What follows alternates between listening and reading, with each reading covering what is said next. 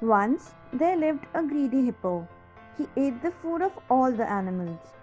One day, after eating his breakfast, the hippo went to have a bath. He carried his swimming tube with him. But the hippo was fat, so he got stuck in the tube. He began to shout, "Help! Help!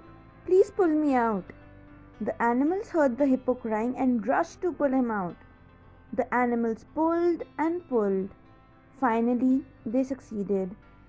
Out he popped. The hippo did not thank the animals. He ran past them and ate all their food. The animals were angry and decided to teach him a lesson. They baked bread with fish and soap for him. The animals gave the bread to the hippo and said, "We have made this bread especially for you." Happily, he ate the bread. Soon, the hippo felt some trouble in his stomach. He got to know that the animals had tricked him. The hippo learned his lesson. The hippo never ate the food of the other animals and lived happily with them.